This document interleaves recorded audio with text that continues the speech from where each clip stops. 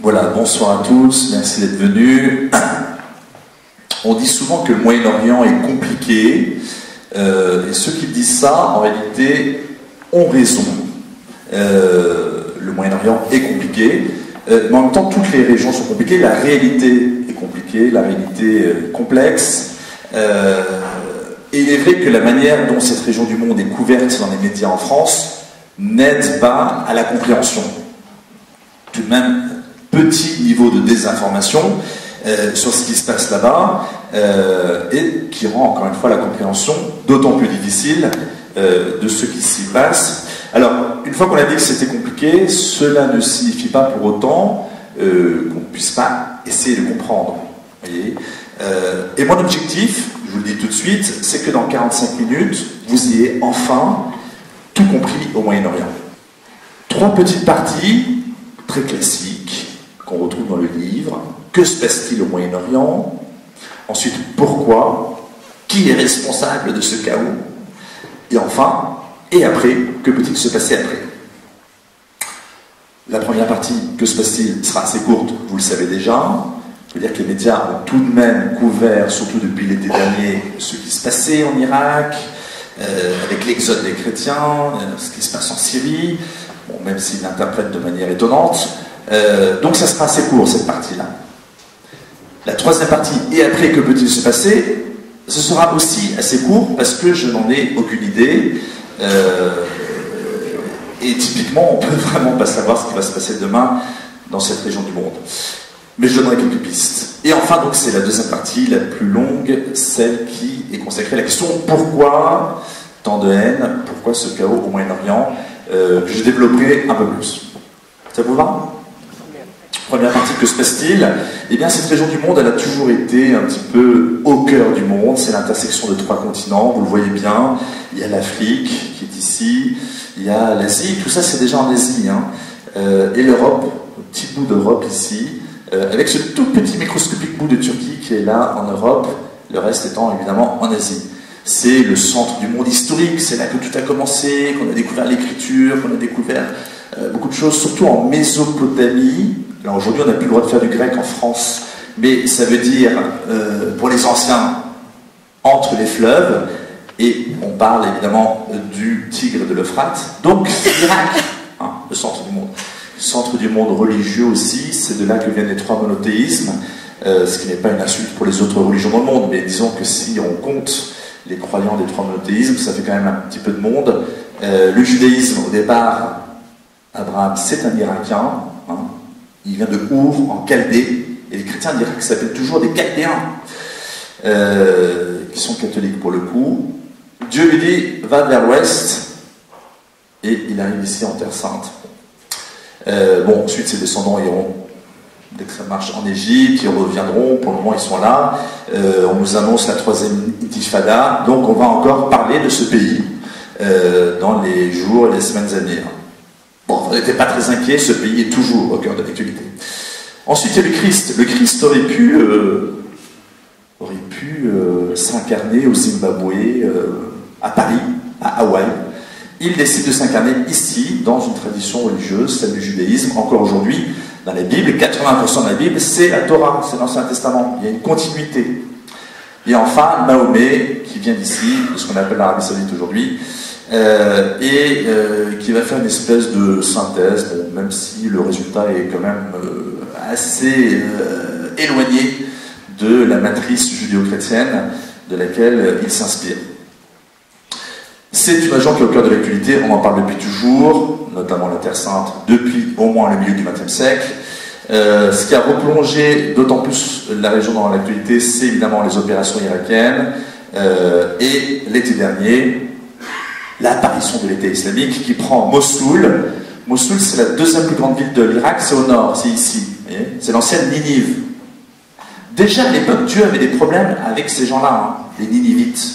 Il suscite Jonas en lui disant « Va les convertir, j'en peux plus, je vais déchaîner ma colère contre eux. » Jonas, il n'est pas fou, il n'a pas envie d'y aller. Donc il va très loin. Parce que moi, j'ai été en Irak à plusieurs reprises. Je peux vous garantir qu'ici, il n'y a pas de baleines. Donc il a été peut-être ici, peut-être là, en Méditerranée, en tout cas loin. Finalement, il en ressort, il finit par y aller. Il y a 120 000 habitants, ce qui à l'époque est considérable.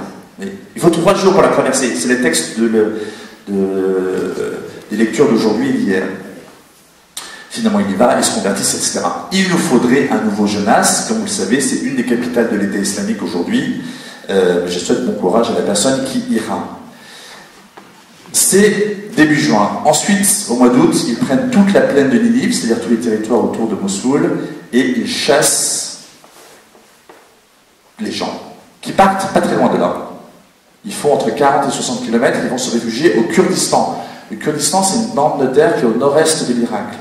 Ce ne sont pas des Arabes, ce sont des Kurdes, ils sont musulmans, sunnites, mais les réfugiés vont y trouver un abri. Alors qui est parti? Bien sûr les chrétiens, 125 000 chrétiens, mais au total 1,3 million de réfugiés. Qui sont les autres? Il y a eu des yézidis, ce ne sont pas des musulmans, c'est une vieille religion ancestrale moyen-orientale qui s'apparente au zoroastrisme perse.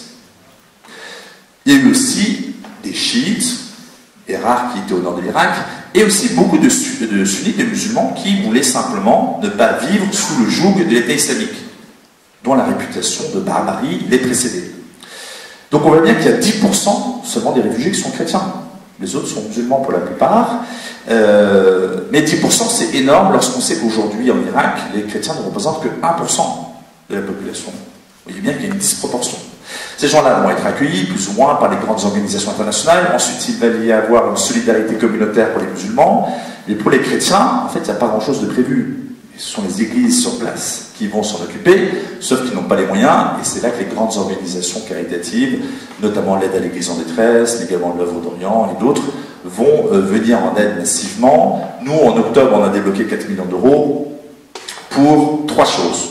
Leur donner à manger, leur trouver un logement, ou construire des logements en préfabriqué, et enfin construire des écoles, 8 écoles pour leurs enfants, pour que au moins ils aient un espoir d'avenir. On en est là. La plupart des chrétiens sont toujours là-bas, on ne leur a pas distribué de visa. Quelques-uns ont réussi, parce qu'ils avaient un peu plus de moyens, à partir jusqu'au Liban, en avion donc souvent, et de là espèrent partir plus loin. Tous veulent partir, mais ne peuvent pas pour le moment, ils sont là.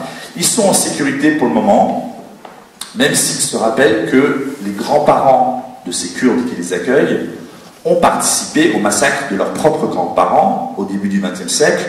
Vous savez qu'il y a eu 2 grands génocides dans la région à l'époque, le génocide arménien que l'on connaît davantage, mais aussi un génocide assyro-chaldéen. Ce sont tous ces chrétiens de Turquie, du nord de la Syrie, de l'Irak, qui ont été massacrés aussi, avec beaucoup d'enthousiasme, par les Kurdes.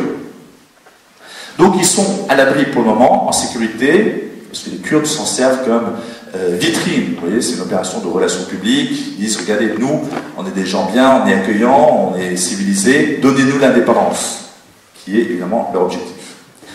La Syrie à côté, on en est à 4 ans et demi de guerre, 250 000 morts, c'est une population de 22 millions d'habitants, donc le tiers de la France, et on est à 12 millions de personnes déplacées. C'est énorme. 4 millions à l'étranger, en général dans les pays limitrophes, Turquie, Syrie, Jordanie, et 8 millions de déplacés donc à l'intérieur du pays. Donc au total, ça fait 12 millions de personnes qui ont quitté leur logement. Proportionnellement, si on compare la France, ça ferait 650 000 morts et 37 millions de personnes, de Français, qui auraient dû quitter leur logement. On a du mal à imaginer. Ce sont des chiffres extravagants. Et ça continue. Alors on nous présente ça comme une guerre civile, ce qui est totalement surprenant et même audacieux quant à la définition du terme, dans le sens où, en réalité, la plupart des combattants sont des mercenaires étrangers qui viennent de 84 pays différents, des Tchétchènes, des Soudanais, des Algériens, des Français, bon, parmi d'autres, et qu'ils sont financés et armés par l'étranger. Donc si vous voulez, la définition de guerre civile, on a un petit peu de mal à voir le lien. Cette guerre continue et on va donc voir maintenant pourquoi.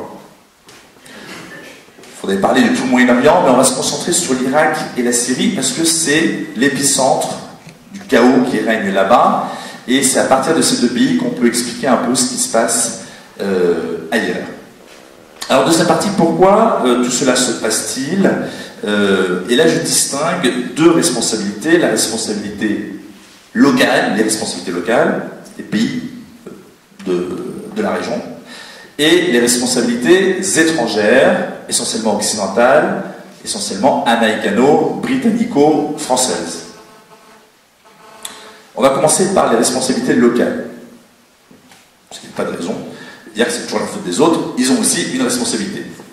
Alors vous allez voir, c'est très équilibré. Il y a 3 responsabilités pour les locaux et 3 responsabilités pour les étrangers.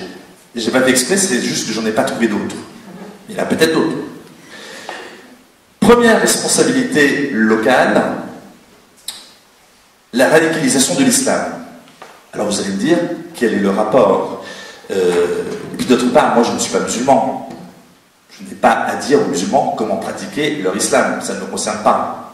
Sauf que, à partir du moment où il y a cette radicalisation de l'islam qui fait que sur les territoires occupés par ces islamistes radicaux, il n'y a plus de place pour les autres, plus de place pour les chrétiens, plus de place pour les yézidis, plus de place pour les musulmans qui ne veulent pas accepter de vivre cet islam de manière radicale, à partir de là, ça devient mon problème. Et concrètement, c'est ce qui est en train de se passer au Moyen-Orient. Il n'y a plus de place pour les chrétiens, il n'y a plus de place pour tous les autres, parce que, par exemple, sur le territoire occupé par l'État islamique, il faut adopter l'islam radical. Qu'est-ce qui s'est passé dans la nuit du 6 août l'année dernière? L'État islamique a donné le choix aux chrétiens. Reconnaissons-leur cela. Ils auraient pu tous les massacrer. Ils leur ont laissé 3 choix. Convertissez-vous à l'islam, partez, ou on vous massacre. Bah, au moins c'est simple. Et puis c'est clair. Et puis ils ont le choix quand même. À ma connaissance, tout le monde est parti. Humainement parlant, ils auraient dû se convertir. Ils auraient pu garder leur maison, leur voiture, leur travail. Ils auraient certainement eu une grosse récompense financière. Ils ont renoncé à tout cela pour rester fidèles au Christ. C'est quand même surprenant. J'étais déjà allé en Irak, j'avais rencontré un fermier chrétien qui avait été pris en otage pendant 10 jours. Il venait d'être libéré, il était encore un peu sous le choc. Il avait dû payer 60 000 $ pour sa libération. Pour nous, c'est déjà une somme coquette. Pour un fermier irakien, c'est une somme gigantesque. Toute sa vie est partie en ruine parce qu'il avait dû payer sa libération. Il avait eu la possibilité de ne rien payer, évidemment, il aurait suffi que lui et toute sa famille se convertissent à l'islam. Chose qu'il n'avait pas faite. Donc il était pauvre, ruiné, toujours en insécurité. Et c'est un peu ce que les 125 000 chrétiens ont vécu l'année dernière. Ils ont tout perdu, un peu traumatisés parce qu'ils pensaient qu'ils allaient mourir, pour rester fidèles au Christ. C'est étonnant. Alors, cette radicalisation de l'islam, donc, sur le territoire de l'État islamique, et vous allez en Arabie Saoudite, c'est un peu la même chose. Si vous n'êtes pas musulman, si vous n'acceptez pas cet islam radical, vous n'avez pas de place. D'accord? D'où vient cette radicalisation de l'islam? Alors, tout d'abord, elle est évidemment liée à la puissance financière de la péninsule arabique. Cet islam radical, quel est-il? C'est l'islam wahhabite. L'islam qui est pratiqué en Arabie Saoudite et dans une moindre mesure au Qatar. Cet islam donc vient de Wahhab, c'est un religieux saoudien, enfin ça ne s'appelait pas saoudien à l'époque, au XVIIIe siècle, qui prônait un islam radical, qui a fait alliance avec la tribu des Saouds, d'où pour le coup le nom de l'Arabie Saoudite, et cette espèce d'alliance théocratique a donné ce qu'est l'Arabie Saoudite aujourd'hui. Cet islam radical wahhabite est aujourd'hui en train de se répandre dans le monde entier et de remplacer les anciennes formes de pratique de l'islam. Avant, il y avait un islam sénégalais, malien, pakistanais, indonésien, enfin la liste est longue. Aujourd'hui, il y a une uniformisation de l'islam autour de cet islam wahhabite, donc celui qui est pratiqué en Arabie Saoudite, et la conséquence, c'est une radicalisation de l'islam. Alors, d'où vient-elle? Ben, d'abord parce qu'elle est exportée massivement avec les pétrodollars par l'Arabie Saoudite et plus récemment par le Qatar. Donc depuis 4 ou 5 décennies, il finance la construction de mosquées, il forme les imams, et donc ça permet cette extension de cet islam radical. Maintenant, on peut aussi demander pourquoi l'islam se radicalise, outre cet appui financier, et je pense que c'est aussi lié à la crise profonde que traverse l'islam aujourd'hui. Et je donne 3 explications, 3 clés en tout cas, pour cette crise. Tout d'abord, une crise par rapport à la modernité. Ils sont complètement déconnectés par rapport à la modernité. Est-ce qu'ils ont inventé quelque chose récemment? Non. Or, au début de l'islam, il y a eu une certaine fécondité, une certaine créativité. Ça venait pas forcément de eux, mais ils ont eu l'intelligence de capter les cultures, les civilisations, les techniques des territoires qu'ils occupaient.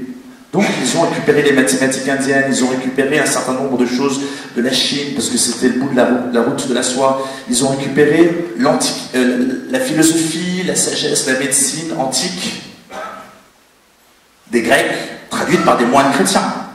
Vous voyez ? Mais ils se sont accaparés de tout ça. Pourquoi pas? C'est bien.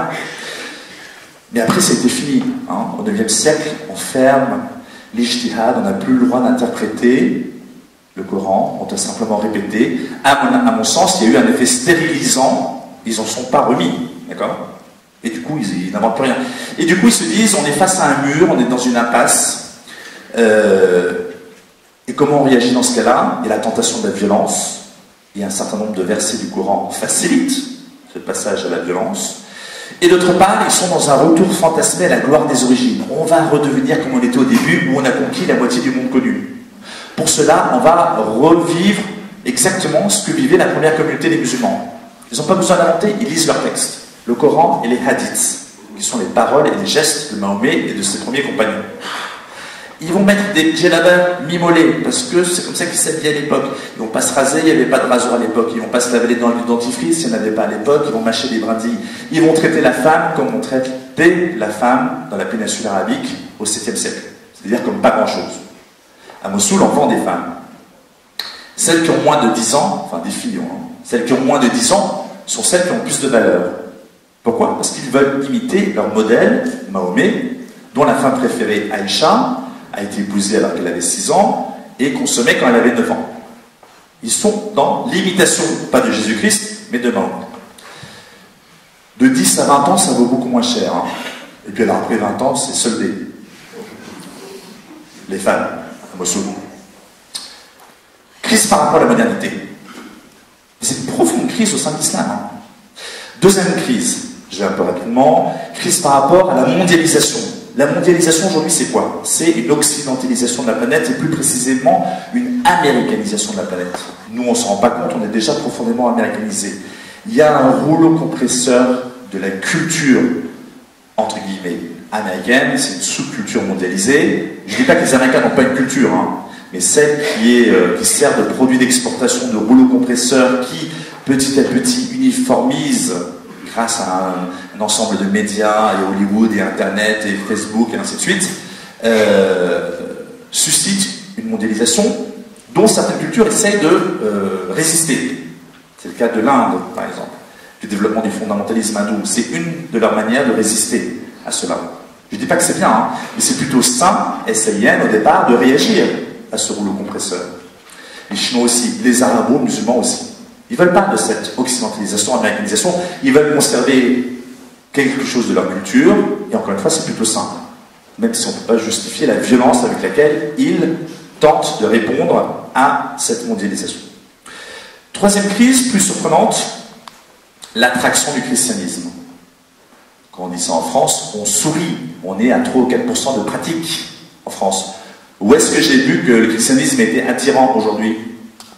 Voyageons un peu. Allons en Afrique, allons en Asie, allons même au Moyen-Orient. Le christianisme attire de plus en plus. Et eux le savent, mieux que nous. Un imam saoudien récemment s'alarmait que chaque année, il y avait 6 millions de musulmans africains qui se convertissaient au christianisme. Et c'est la raison pour laquelle il a émis une fatwa, un avis juridique contraignant, pour qu'on détruise toutes les églises de la péninsule arabique. En fait, ils ont peur de nous. En Indonésie, le plus grand pays musulman au monde, il y a de plus en plus de conversions au christianisme aussi, à tel point que si ça continue comme ça, en 2035, c'est dans 20 ans, hein, c'est pas à l'autre bout d'un autre millénaire, ce ne sera plus un pays majoritairement musulman. Du coup, il y a des spots à la télé avec des campagnes « Sauvez Mariam ». Et on voit Mariam, c'est un dessin animé, une petite fille musulmane qui petit à petit est attirée par le christianisme et ça ne va pas du tout et c'est une catastrophe. Il faut donner de l'argent pour la réislamiser et pour la sauver de cette tentation horrible. Vous voyez? Et il y a des conversions. Très difficile à chiffrer parce que par définition ils sont obligés de se cacher. On ne peut pas quitter l'islam. L'apostasie est théoriquement punie de mort. Et ce n'est pas en général uniquement théorique. Mais ils ont peur de ça. Aujourd'hui, on est dans un village planétaire, avec Internet notamment, on a accès aux idées des autres de plus en plus, avec la télévision et autres. Le christianisme est infiniment plus attirant, vous voyez, pour ces gens-là. L'islam peut attirer un peu en France, etc. Souvent, ce sont des personnes dans les banlieues, des personnes qui ont besoin de repères identitaires, de marqueurs, ou d'appartenir à un groupe, parce qu'ils se sentent de plus en plus en insécurité là où ils sont en n'étant pas musulmans. Ou alors, il y a aussi beaucoup de mariages mixtes. C'est ça la plupart des conversions en France. Il résonne en termes de cheptel, hein. C'est-à-dire qu'un homme peut épouser une chrétienne, elle peut même rester chrétienne, mais les enfants sont musulmans. Une musulmane ne peut pas épouser un non-musulman, parce que la religion se transmet par le père. Et donc les Français qui tombent amoureux des Maghrébines, elles veulent l'épouser, ils doivent se convertir à l'islam. À la fin, les enfants sont musulmans. Voyez, on transforme démographiquement une population, et ça s'est toujours passé comme ça pour l'islam depuis 14 siècles. Bref, 3 crises au sein de l'islam par rapport à la modernité, la mondialisation, l'attraction du christianisme, qui font que, avec le financement des pétrodollars, cette radicalisation de l'islam se répand. Et en l'occurrence, dans ces territoires, et notamment au Moyen-Orient, il n'y a plus de place pour les autres, et évidemment, plus de place du tout pour les chrétiens. Deuxième responsabilité locale. Mais c'est encore une crise au sein de l'islam. La guerre totale entre sunnites et chiites. Tout le monde sait ce que c'est, sunnites et chiites. Bon, c'est les deux grandes branches de l'islam. 80% des musulmans dans le monde sont sunnites. Ça vient du mot sunna, c'est la tradition. Les chiites, ils sont 15%. Ça vient de Shia, partisans. Partisans de qui? De Ali, le cousin, le gendre de Mahomet. À la mort de Mahomet, Ali pense devenir calife. Calife, ça veut dire successeur. Mais ça ne se passe pas comme ça. Il y a d'abord Abou Bakr, un beau-père de Mahomet. Ensuite, il y a Othman, un beau-père de Mahomet, il meurt assassiné. Ensuite, il y a Omar, un gendre de Mahomet, il meurt assassiné. Et finalement, Ali devient le 4e calife, c'est un gendre de Mahomet, il meurt assassiné.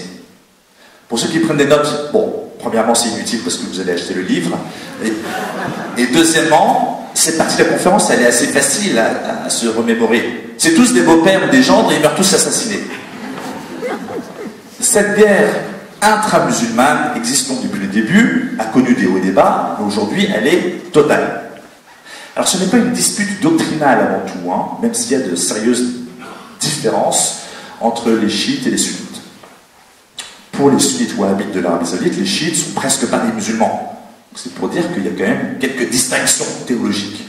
Mais c'est pas ça le problème aujourd'hui. Le problème, c'est que c'est une guerre d'hégémonie. Qui va être le patron du Moyen-Orient? La guerre entre l'Arabie Saoudite, le patron des sunnites, et l'Iran, le patron des chiites. D'accord?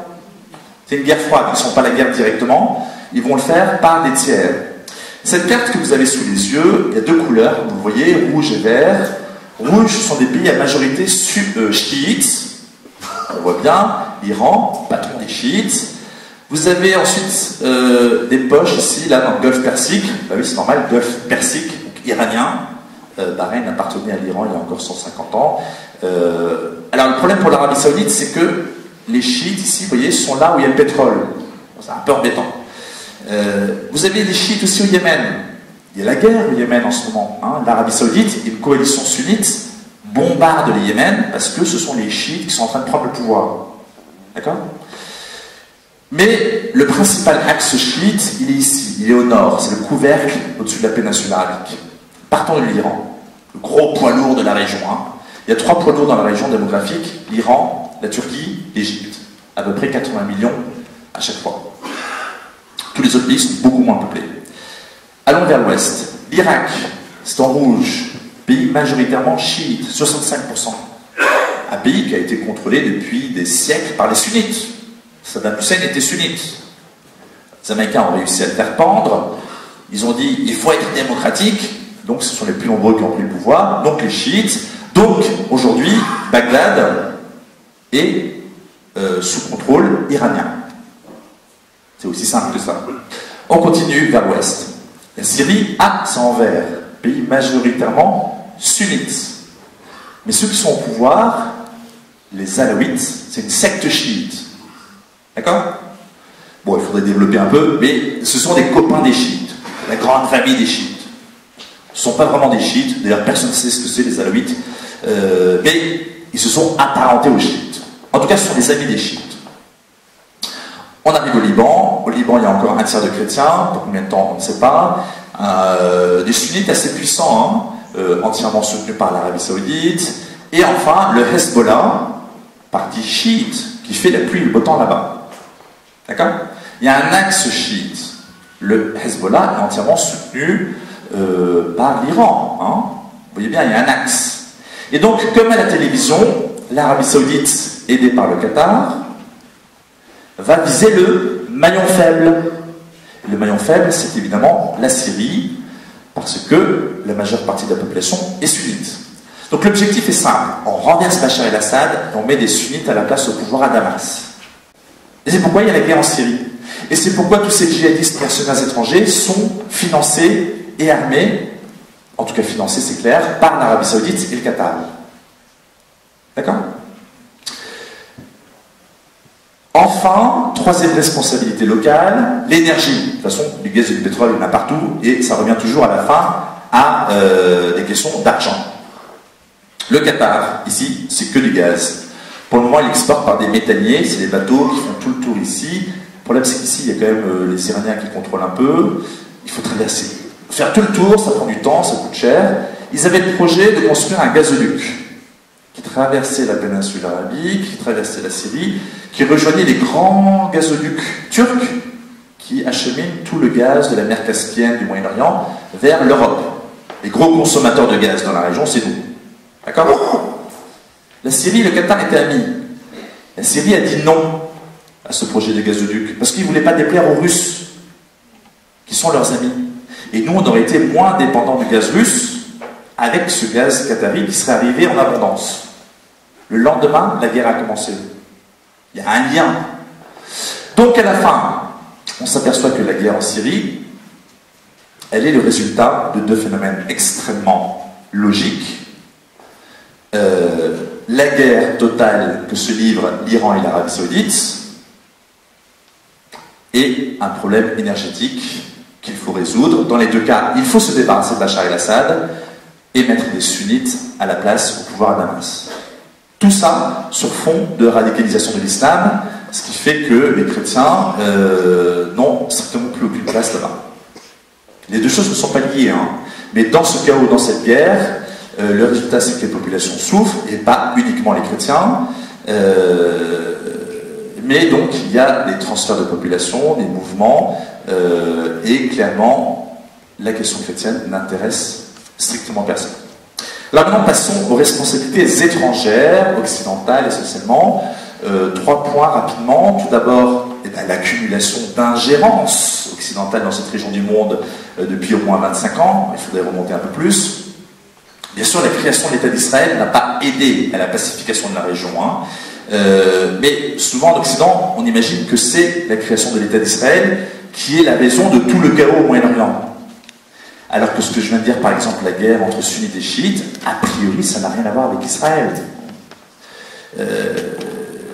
Bref, revenons simplement à l'Irak et à la Syrie depuis 25 ans. Première guerre du Golfe, qui fait suite à 8 années de guerre entre l'Irak et l'Iran.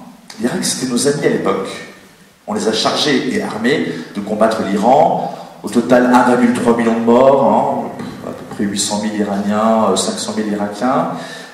Pays exsangue, comme récompense on donne à l'Irak le Koweït, c'est une espèce de piège, allez-y, sauf que c'est un piège, on veut déjà à l'époque détruire l'Irak, et c'est la première guerre du Golfe, donc 91, l'invasion de l'Irak août 90, et on ne va pas totalement le détruire à ce moment-là. À l'époque, l'Irak c'est un pays très puissant, très peuplé, taux d'alphabétisation très important, plein d'ingénieurs, plein de médecins, un pays riche. C'est pas une démocratie, mais il n'y en a pas dans la région, à part Israël, et puis à la limite le Liban, ou même pas à la limite, le Liban. Enfin, sauf que c'est une démocratie un peu particulière, avec une répartition par communauté qui en ce moment ne fonctionne pas très bien, vu qu'ils n'ont toujours pas de président depuis un certain temps. On l'oublie ensuite, l'embargo anglo-américain, 12 ans, 91-2003. On estime qu'au moins 500 000 enfants irakiens sont morts directement à cause de l'embargo, faute d'accès à des médicaments et de la nourriture suffisante. Moi, j'appelle ça un génocide. Hein. Est-ce que ça dérange quelqu'un? Personne. On a posé la question à Madeleine Albright, qui était secrétaire d'État à l'époque. Ça vous dérange pas, 500 000 enfants morts? Elle dit, bon, ça arrive, hein, parfois il faut passer par là. Non, ça ne les dérange pas du tout. Et ensuite, c'est la glorieuse invasion de l'Irak américaine, 2003-2013. À l'époque, on est encore un peu libre, on n'y va pas. La France, donc, qui a beaucoup amélioré la situation de l'Irak. Hein. Donc un pays totalement détruit, exsangue, et de facto coupé en trois, le Kurdistan au nord-est de l'Irak, et le reste du pays arabe coupé en deux, le nord sunnite, le sud chiite. Donc c'est un pays qui n'existe plus en fait. Et on essaye de reproduire ce scénario en Syrie. Deuxième responsabilité occidentale étrangère, justement, le plan israélo-américain de redécoupage total du Moyen-Orient. L'objectif, c'est de complètement effacer ces frontières et d'en faire des espèces de confettis mono-ethniques, mono-religieux, en partant du principe qu'on ne peut plus vivre ensemble. D'accord? On va séparer les Arabes des Kurdes, on va séparer les Baloutchistanais des Pakistanais, on va séparer évidemment les chiites des sunnites, des druzes, des alaouites, en créant des régions pour chacune de ces communautés. Pas de région pour les chrétiens, il n'y en aura plus. Ça rassure Israël qui se veut un État juif. Ils pourront dire, on est comme nous, on est un État fondé sur une religion. Oui. Donc ils rentrent dans une certaine normalité. Deuxièmement, et bien évidemment, ça sert les intérêts américains, vu que, on voit bien, ces grands États sont capables de résister. Il a fallu 25 ans pour détruire l'Irak. Au bout de 5 ans, on n'est toujours pas au bout de notre peine en Syrie. Si c'était des régions plus petites, on pourrait beaucoup plus facilement les contrôler. Alors ce sont des cartes qui sont très connues, hein, qui viennent du lieutenant-colonel Peters, de l'armée américaine, qui datent d'il y a déjà plus de 10 ans. Est-ce qu'elles sont encore d'actualité? Oui, non, on ne sait pas. En tout cas, ce que l'on observe, c'est une partition, une fragmentation de cette région. En Irak, c'est déjà réalisé. On cherche à le faire visiblement en Syrie, avec la création d'un grand Sunnistan. Donc c'est totalement le territoire occupé par l'État islamique aujourd'hui. Tout ça a été prévu depuis longtemps. Est-ce que c'est encore l'objectif? On ne sait pas. Mais en tout cas, tout ça figure déjà sur des cartes qui ont plus de 10 ans. Voilà. Troisième, dernière responsabilité étrangère, plutôt l'actualité, notre alignement total sur la politique de l'Arabie Saoudite et du Qatar. Nous sommes tout à fait partisans de la destruction de la Syrie et du renversement de Bachar el-Assad. On le répète indéfiniment, et encore aujourd'hui, notre président bien-aimé de la République l'a redit.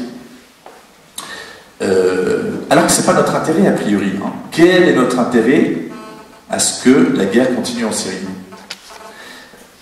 Chaque jour qui passe, de nouvelles vocations de djihadistes français font qu'ils vont là-bas, certains vont mourir, d'autres reviendront dégoûtés, d'autres reviendront pour continuer le djihad ici.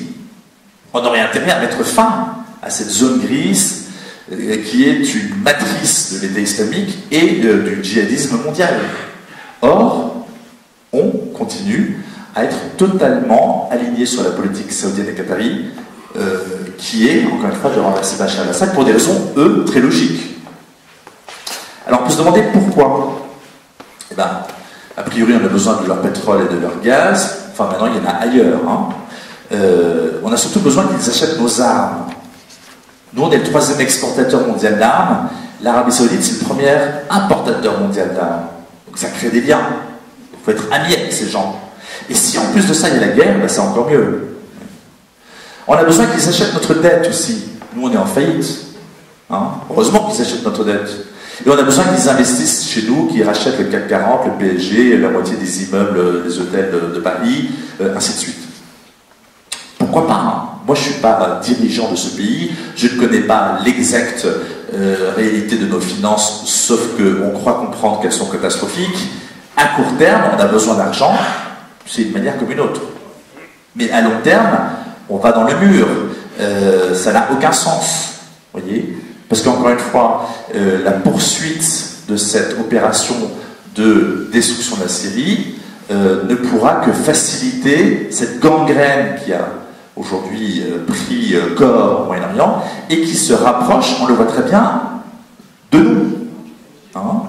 Notre brillante opération libyenne, bon, militairement, c'est une belle opération, hein. Je ne critique pas l'armée, l'armée obéit aux politiques. Par ailleurs, on fait du très bon boulot dans la zone sahélo-saharienne, en essayant de colmater les brèches. L'opération malienne était très belle, par exemple. Le discernement, il est très simple. Hein. Une bonne ingérence, c'est quand la population locale, elle est contente. Une mauvaise ingérence, c'est quand la population locale, elle n'est pas contente. Maliens, 95% musulmans, ils ont applaudi des deux mains lorsque les Français sont venus leur permettre d'échapper aux djihadistes du Nord qui étaient en train de descendre sur Bamako et qui allaient imposer la charia, non seulement au Mali, mais à toute la région. Alors pourquoi est-ce qu'on fait ça au Mali et pas au Moyen-Orient? C'est très mystérieux, sauf une fois qu'on a compris qu'en fait on est totalement inféodé à la péninsule arabique et aux États-Unis, parce qu'il y a quand même une politique commune ici, qui consiste à renverser Bachar el-Assad pour mettre des sunnites à la place en Syrie. Ce sont les responsabilités donc étrangères, après avoir vu les locales. Donc dernière petite partie, j'ai encore quelques secondes. Et après, que peut-il se passer? Eh bien c'est une bonne question. Que va-t-il se passer après? En l'état actuel, eh bien la guerre va continuer, les chrétiens vont continuer à disparaître, et la population locale, essentiellement musulmane, va continuer à mourir. C'est pas très gai comme conclusion. Hein. Alors sur les temps, il y a quand même quelque chose de nouveau qui est apparu récemment, c'est-à-dire l'implication de la Russie, qui, pour le coup, vient assez massivement ces derniers jours intervenir sur le théâtre syrien, et malgré tout le mal qu'on en dit dans nos médias, c'est normal qu'on en dise du mal puisqu'ils font exactement l'inverse de nous. Hein. A priori, j'ai toujours du mal à comprendre pourquoi ce qu'ils font est mal.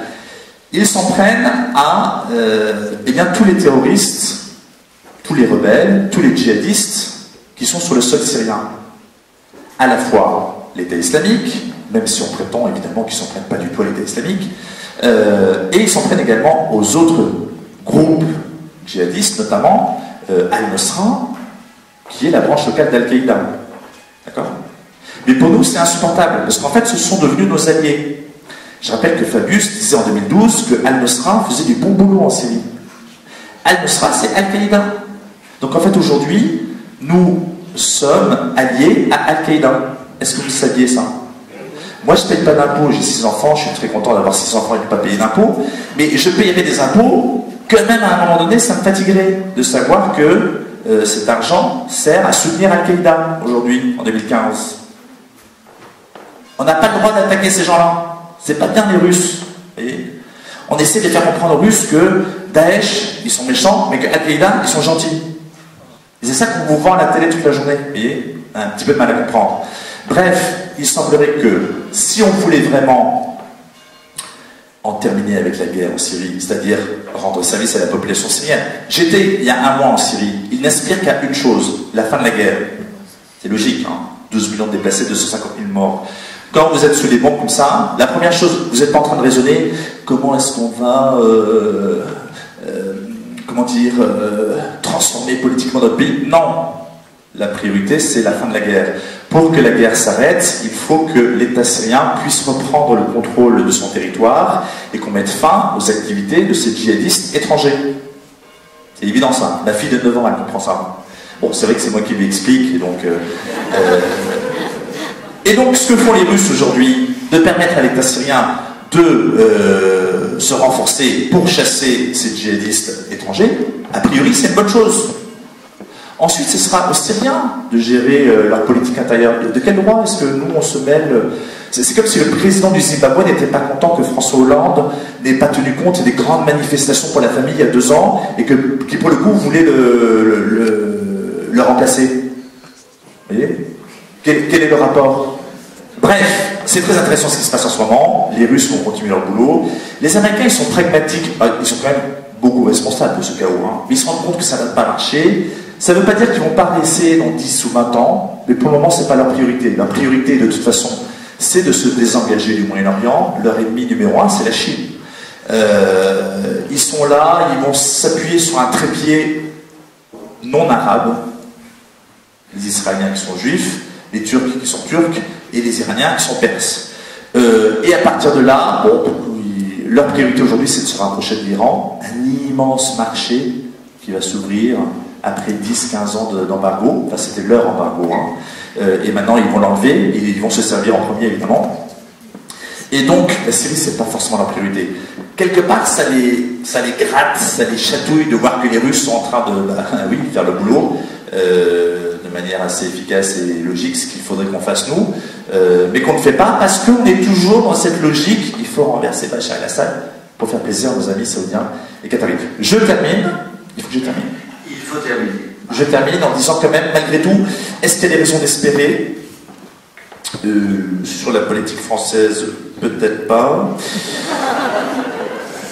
Mais je ne suis pas assez compétent dans ce domaine. En tout cas, sur place, 3 petites choses. Bizarrement, dans la péninsule arabique, c'est ici, hein, où il y avait plein de chrétiens avant l'arrivée de l'islam, hein, des basiliques partout. Dès qu'ils creusent, ils tombent sur un monastère ou quelque chose. En 30 ans, le nombre de chrétiens a été multiplié par 15. C'est la région du monde où le nombre de chrétiens a augmenté le plus ces 30 dernières années, plus 1500%. On est passé de 200 000 à 3 millions. C'est étonnant. Alors, il n'y a pas de bascule démographique à l'inverse des musulmans en Europe, hein, parce que ces gens-là ne sont pas là pour rester, ce sont des étrangers, des Philippins, des Indiens, etc., qui sont là pour travailler, comme des esclaves, 3 ou 4 ans, on leur pique leur passeport quand ils arrivent, ils doivent repartir après. Mais, à un instant T, c'est-à-dire aujourd'hui, il y a cela. Au total, il y a 22 églises dans la péninsule arabique, pour 3 millions de chrétiens. Pas beaucoup, hein. En France, 2500 mosquées pour 5 millions de musulmans. C'est-à-dire qu'il y a un taux d'équipement en mosquée 70 fois supérieur pour les musulmans en France que pour les chrétiens dans la péninsule arabique. Il faut juste garder le chiffre à l'esprit. Hein. En ce moment, on est en train de construire une grande cathédrale au Bahreïn. Parce que l'évêque du Bahreïn, qui est également l'évêque du Koweït, du Qatar et de l'Arabie Saoudite, avant c'était l'évêque d'Abu Dhabi, dans les Émirats Arabes Unis, qui était en charge des 6 pays. Et c'est devenu trop gros pour lui, donc ils ont coupé en deux. C'est donc un nouvel évêque ici à Bahreïn, qui a besoin d'une cathédrale, parce qu'il est évêque. Il a aussi besoin d'une nouvelle église, parce que l'église de Manama, elle est archi comble. 22 églises pour 3 millions. Chaque semaine, vous avez plus de gens à l'extérieur qu'à l'intérieur. Et vous avez 15 messes d'affilée. Donc il faut plus d'églises. Le roi du Bahreïn, il aime bien l'évêque, il lui a donné un terrain, la nationalité bahreïnienne aussi, ce qui lui permet d'aller en Arabie Saoudite. Bon, bref, c'est un super projet, 20 millions d'euros. Nous, on a donné déjà 500 000 euros. Donc, il nous manque 19 millions et demi. Donc, on va faire une quête à la sortie. Mais est-ce que vous saviez qu'on est en train de construire une cathédrale catholique dans la péninsule arabique en ce moment? Une bonne nouvelle, ça, non? Deuxième bonne nouvelle, de plus en plus de conversions des musulmans au christianisme. Je l'ai déjà évoqué tout à l'heure, mais c'est une réalité. Ils se convertissent grâce aux médias, Internet, etc. Les Saoudiennes qui voient des émissions de la télé libanaise sur le Christ, ils découvrent qui est le Christ. Ils ne connaissent pas le Christ. Pour eux, le christianisme, c'est l'Occident. L'Occident, c'est le blasphème et la pornographie. C'est pas très attirant, hein, dit comme ça. Quand ils découvrent qui est le Christ, ils sont totalement éblouis. Ça et des songes.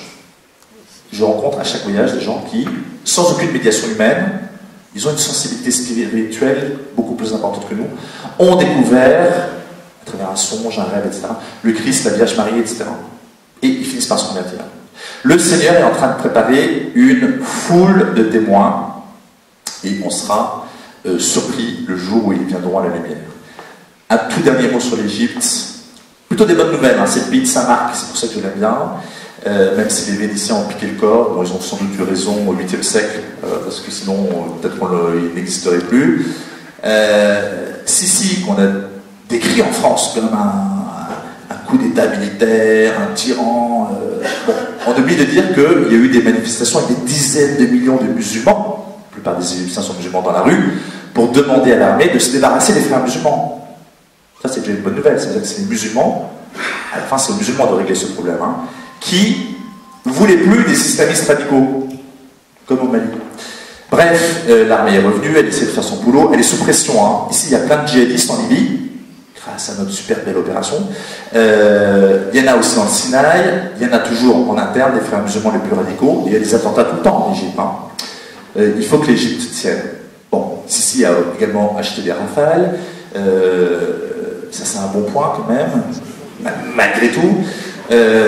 Quand il y a eu 20 chrétiens égorgés en Libye, il a décrété 7 jours de deuil national. Depuis quand est-ce qu'on décrète des jours de deuil national pour des chrétiens qui sont tués en Égypte? C'est nouveau.